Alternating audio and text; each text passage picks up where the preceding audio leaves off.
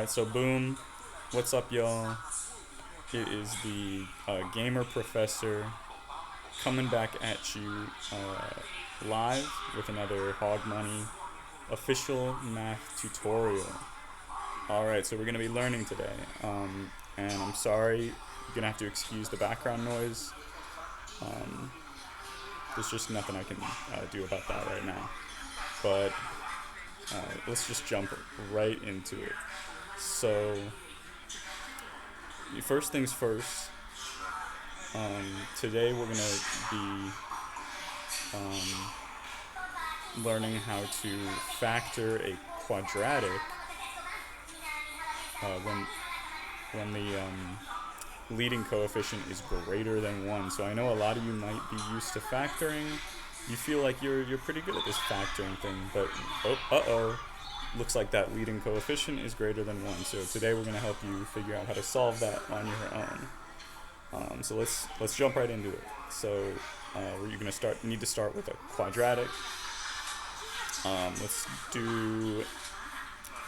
just do 4x to the cube, and then minus 8x minus 12. Alright? So, what we're going to need to do first, this might sound familiar, is we're going to need to find the greatest common factor. Alright, so let's just start. The greatest common factor, which is something, the largest number that all of these are divisible by. Alright, so looking at them, they're all divisible by 1, but that's not the greatest common factor. They're also all divisible by 2, but we can go even higher, and this one might surprise you, because the 4 is right there. But 4 is divisible by 4, so the greatest common factor has to be 4. So now we know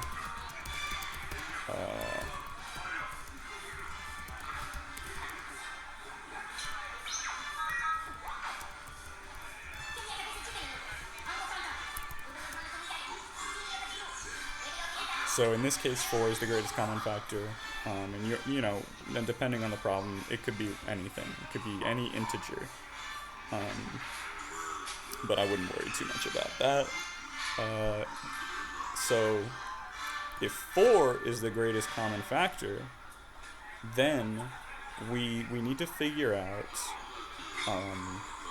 all of these. Let's say, what would all of these be if we removed the 4 but multiplied it by the quadratic?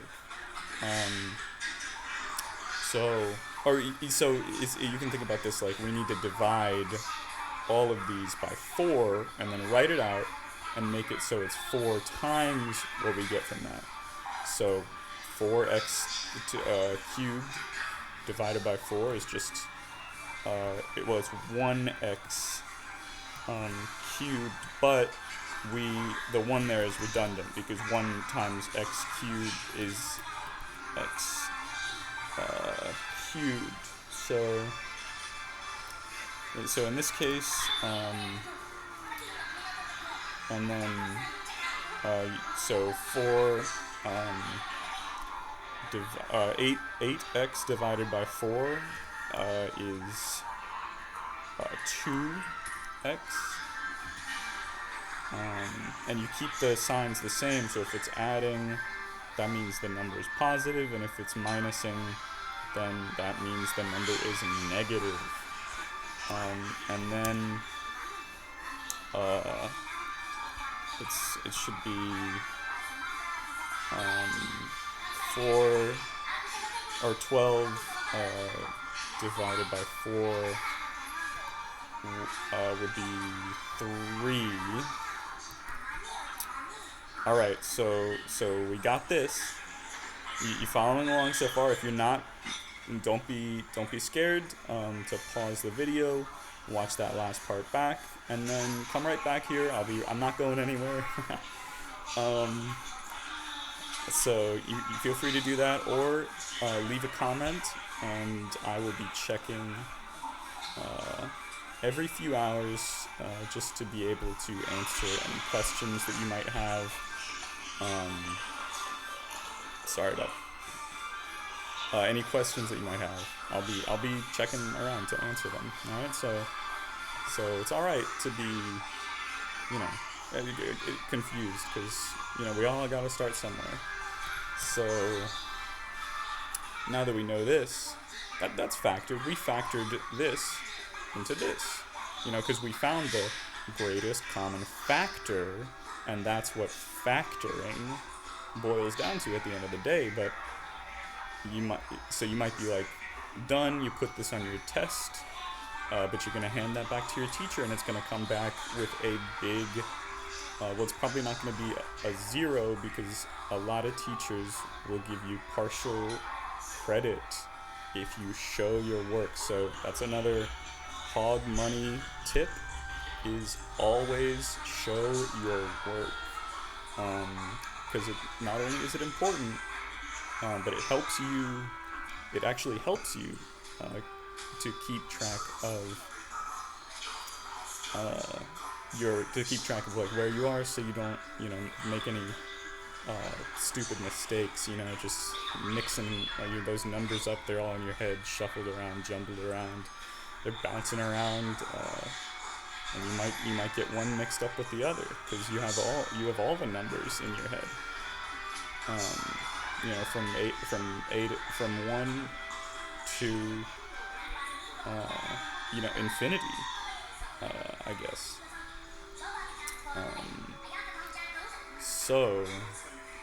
But you might be surprised to learn that we can factor this further. Sorry for going on that tangent there. But anyways, hope you're still with me, because I know this one's kind of a brain teaser.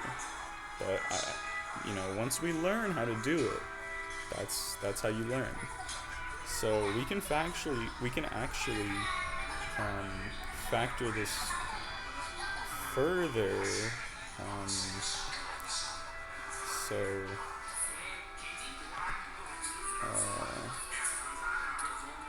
Okay, so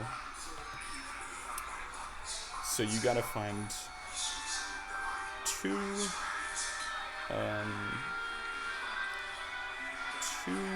numbers. Oh, yeah. Okay, so you're gonna wanna wait.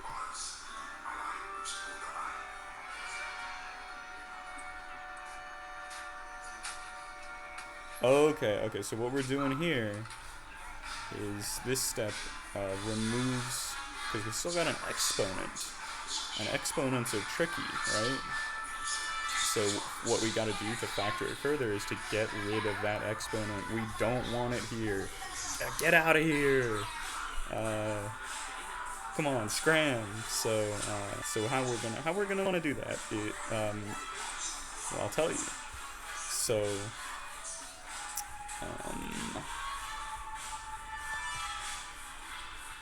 Right. So, what we're gonna want to do is, because this is just x to the second to the x squared, right? So that's just x squared. So we don't need to worry about him, because that's what we're doing with this step, is we're de-exponenting him. All right. Or her or them or whatever, it's all, who knows, really. But anyways, so how we're gonna want to do that is we need to find two integers. All right.